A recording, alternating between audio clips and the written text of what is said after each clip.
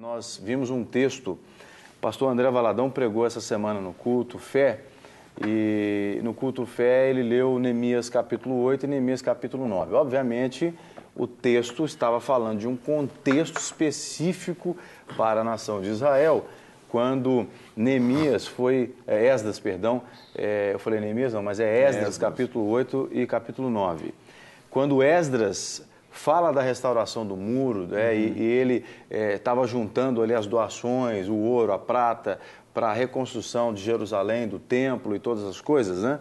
E ele fica sabendo que, enquanto ele estava trabalhando para trazer essas doações para a reconstrução do templo, para Jerusalém, a população de Israel estava se casando, os homens estavam se casando com mulheres de culturas diferentes, então casamentos miscigenados, né? Então ele reúne o povo, isso está escrito lá em Esdras capítulo 8 e 9, ele reúne o povo e aí oram a Deus, jejuam a Deus, e a orientação era que esses homens despedissem as mulheres e os filhos das culturas, para suas respectivas culturas, de onde eles não podiam contrair esses casamentos, né? E esses homens, então, debaixo do temor a Deus, etc. e tal, com muita oração e muito jejum, despedem as suas mulheres. Então, a gente vê que é um contexto lá específico para Israel, né, naquela situação, mas que nos traz um princípio muito interessante aqui, que é o princípio da obediência a Deus em primeiro lugar. Exatamente. Né? Então, em primeiro lugar, se você tem uma situação que faz você desobedecer a Deus, a situação não pode existir. Tem que haver um basta nessa situação. Né? E esse ponto aí eu acho interessante, porque foi esse o principal motivo para a minha mudança. Quando eu cheguei a um nível de falar assim, eu vou pecar, aí que vê realmente eu tenho que buscar algo. Então, esse ponto que você falou é interessante, porque foi aí que chegou a minha decisão de buscar, né, a clínica da alma, justamente porque eu já estava no ponto de errar, de pecar contra Deus. Aí eu falei, não, isso eu não quero.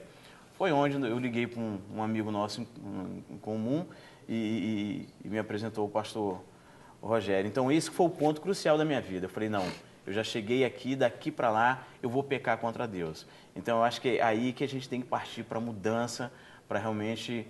e eu queria só me ver a mente aqui, que nós precisamos reforçar uma coisa aqui, porque senão daqui a pouco nós estamos tomando pedrada aqui de gente falando que nós estamos fazendo apologia ao divórcio.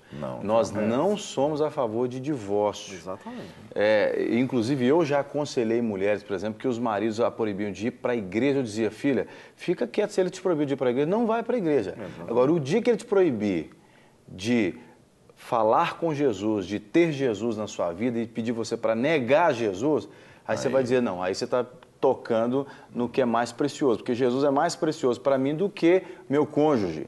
Eu tenho que amar Jesus mais do que eu amo minha esposa. Agora, é óbvio, se eu amo a Jesus muito, eu vou amar minha esposa muito, né? Mas se a minha esposa pedir para eu escolher entre ela e Jesus, aí não tem jeito. Aí eu vou escolher Jesus, obviamente. A minha esposa não é doida de fazer uma coisa dessa, porque ela também ama Jesus. Mas eu estou dizendo que nós não estamos fazendo apologia a divórcio, não é isso.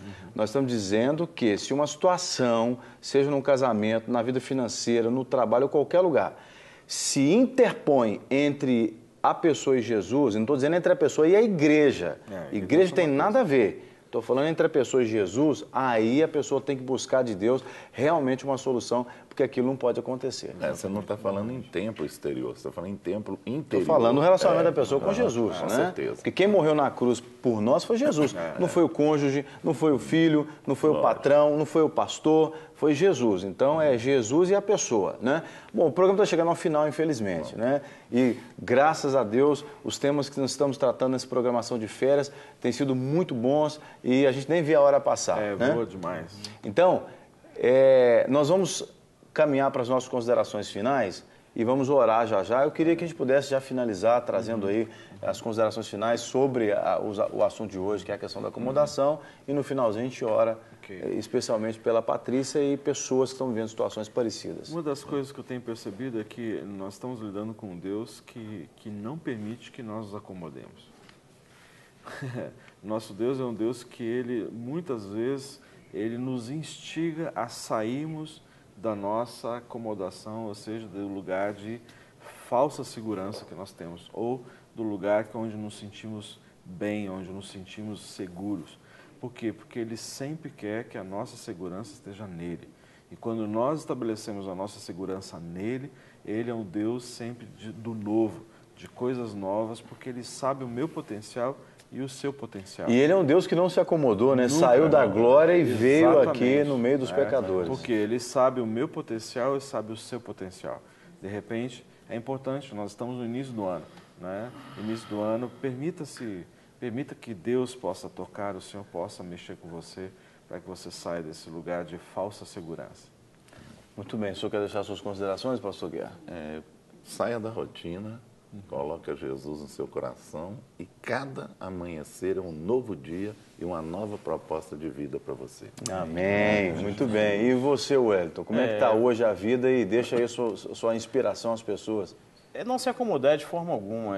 Como foi dito aqui, é um novo ano, né? Que esse ano realmente as pessoas busquem aquilo que venha a trazer alegria, satisfação, e não se acomodem, seja no que for na sua vida, ou profissional, né? E buscando sempre a Deus, porque Ele é que nos fortalece e nos dá a graça de termos força para batalharmos e conseguirmos alcançar os nossos sonhos e os nossos objetivos. Muito bem. Bom, a gente ainda vai orar, não é? Mas a gente quer lembrar também que é muito possível que há pessoas nos assistindo agora que precisam de uma oração, de um aconselhamento, como a nossa irmã lá da Alemanha, a Patrícia, ligou, não é?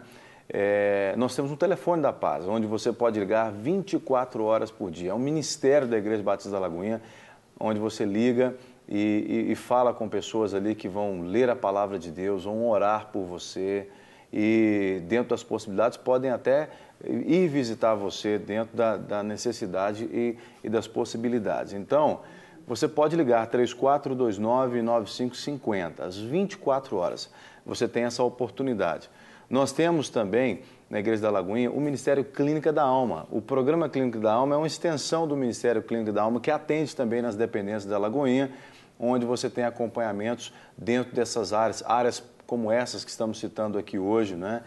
Os pastores Rogério e pastor Guerra são responsáveis ali por esse ministério. Você pode entrar em contato também, a produção já colocou aqui, 3429-9515, esse é o telefone da Clínica da Alma e você pode marcar ali o seu atendimento.